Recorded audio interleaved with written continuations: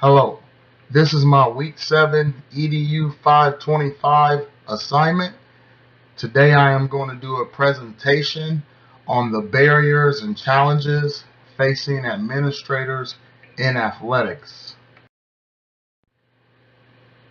We will discuss the Missouri Leader Standards, the challenges that athletic administrators face when trying to meet the Missouri Leader Standards, and then we will discuss how athletic administrators overcome the barriers to achieve each standard.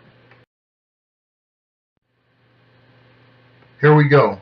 So there are 6 standards, Missouri standards. Standard number 1 involves the vision, the mission, and the goals. It reads, education leaders have the knowledge and the ability to ensure the success of all students by facilitating the development, articulation, implementation, and stewardship of a school or district vision of learning supported by the school community.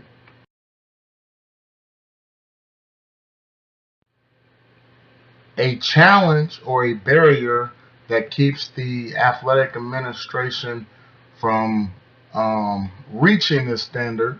Number 1 is the mission is not clear to all stakeholders. So that's a challenge for administrators. And then coaches are not agreeing with your philosophy of the athletic program. So those are 2 big things and 2 big challenges that an athletic administrator has to face. So how do we overcome those barriers? Well, first, you need to let all stakeholders take a part in the process of creating the mission statement. Have a coaches meeting, a parent meeting, and discuss the mission, the vision, and the goals with all members. And make the mission and the goals visible throughout the school and at all athletic events. So you need to be transparent with everyone involved in this process, and this will be the path to overcoming those barriers. Standard 2 involves teaching and learning.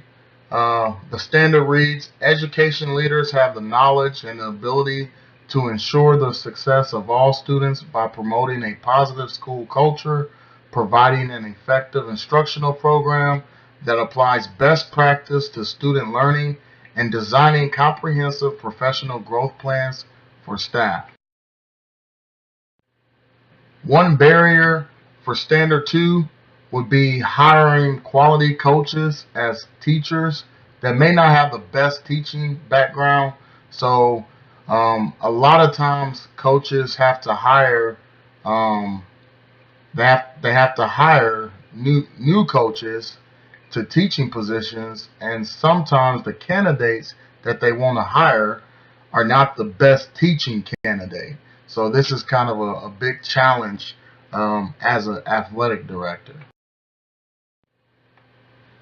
How does the athletic director overcome this? Well, first, make sure the coaches you hire to teaching positions have great mentors in the mentoring program. Provide teachers with professional development opportunities to improve their teaching skills. And then have a thorough interview process where you can find the best candidate as a teacher and a coach. So that's big.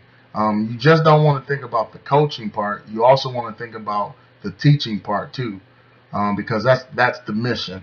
So that's how you will overcome this barrier. Standard 3 deals with the management of organizational systems. The standard reads, education leaders have the knowledge and the ability to ensure the success of all students by managing the organization, operations, and resources in a way that promotes a safe, efficient, and effective learning environment. A few barriers for Standard 3 First, having administrative duties unrelated to the athletic program's mission and goals that takes time away from the day-to-day job of an athletic administrator. What I mean is some athletic directors have to cover lunch duties. They also are part of the evaluation process of physical education teachers. Um, so that's a big barrier that a lot of ADs have to face.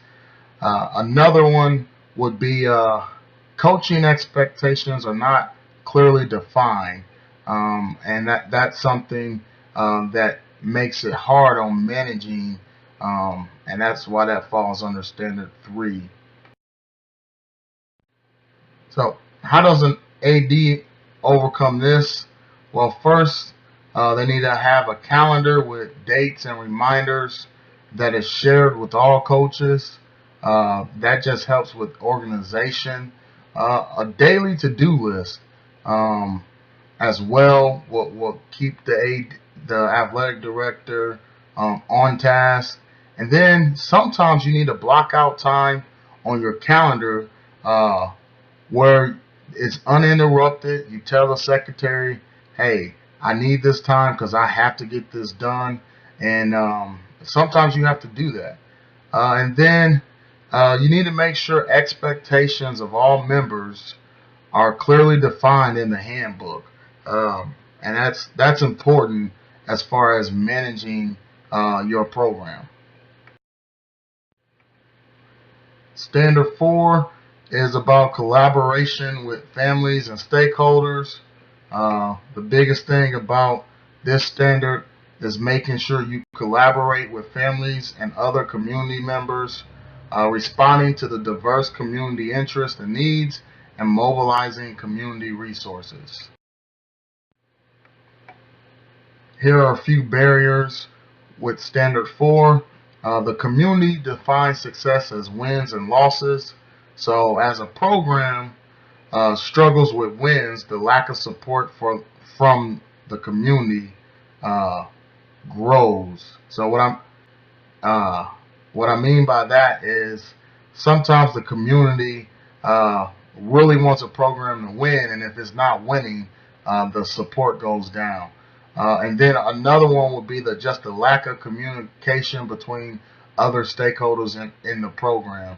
So one of the biggest issues could be is that lack of communication between the community and the program, and understanding our mission and our values, and communicating that to the community so we're on the same page. As an AD, ways to overcome this barrier would be to have parent meetings that explains the missions and the values of the athletic program. Hire quality coaches that understand what it takes to be successful on and off the field. Reach out to the community. Try to get them more involved. And then use technology to do this. Facebook, Twitter, to close that gap between the community and the program. You need the community, and you want the community to be involved. So this is a big standard that an athletic director has to achieve. Standard 5 deals with ethics and integrity. Education leaders have the knowledge and the ability to ensure the success of all students by acting with integrity and in an ethical manner. The barriers that come with Standard 5, first, how you handle situations with angry and disgruntled parents, how you handle situations that could affect one of your programs, something like players' eligibility. You want to make sure you keep your integrity by doing what is right. And then the way your coaches behave during an athletic event, you want to make sure they are always displaying good sportsmanship.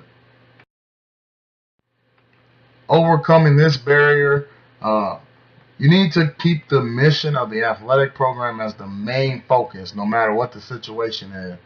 And that goes for the coaches, that goes for the athletic director. The main focus has to be the mission of the athletic program. You cannot let your emotions get the best of you, because as a coach, you are the leader of that program. As the athletic director, you are the leader of the entire program. So you have to make sure at all times that you are being that role model.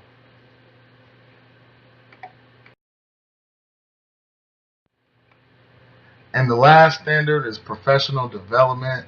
Education leaders remain current on best practices in education administration and school related areas, as evidenced by establishing a plan for his or her professional development each year.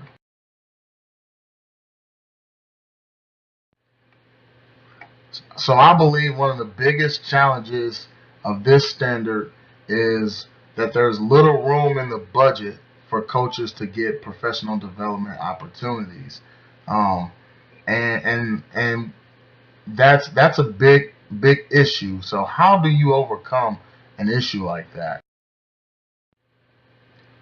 Here's how. So first, you want to create professional development opportunities from within the school district that does not cost as much. So a lot of school districts do this because of budget issues, and it's very effective. Also, you want to make sure that coaches attend those professional development opportunities when it presents itself. So a lot of times coaches try to get out of the professional development opportunities because they're dealing with their coaching duties, but coaches and the athletic director need to understand that teaching is a big part of is the number one priority.